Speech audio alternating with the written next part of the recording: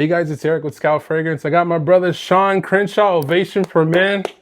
Every man deserves an ovation. Yo, shout out to you, man.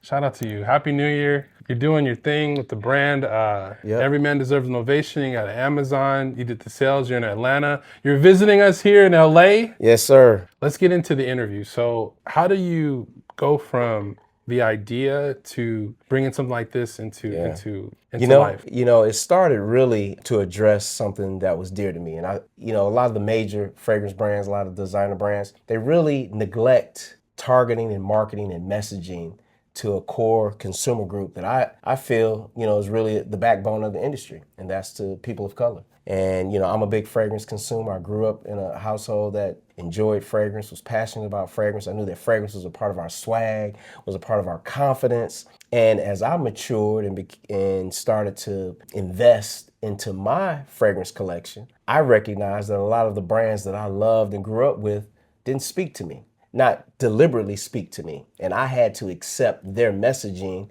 If it was a guy in a Speedo with his hair slicked back, with a six-pack, with, unattainable models that I could ever have Right. on his shoulder, and I had to spend my money to accept that imagery, I knew that there was an opportunity to do something different. What's crazy is when I talk to you, people see you and they see that you've gotten to a certain level of, like, say, success, right? Right. How long you been doing this though? Bruh. That's the part that people leave out, right? Yeah, they leave that out. They think you just went from, from idea to now you're on Amazon, you're doing all this stuff. It's like, how long you been at this though? We have been at this from the inception of the brand till now. It's been about 10 years. See what I mean? And we've had our ups and downs. There were seasons when I didn't have inventory. There were seasons when, I had to kind of step back, take a break. We had multiple iterations of the brand, from our packaging to our fragrance recipe. And so it has been, it's been a labor of love, but we have toiled and really, really, really worked very hard to get to this point. But I think it's just been a testament to the folks that have believed in me, my team. Shout out to Cecil Cross. Shout out to Fidelf Jackson, folks who have believed in me and believed in the vision to keep me inspired, to keep going. Because I think the biggest message that I have to fellow entrepreneurs is stay in the game, stay at it. You have to continue chopping trees. Your middle name is Paul Bunyan.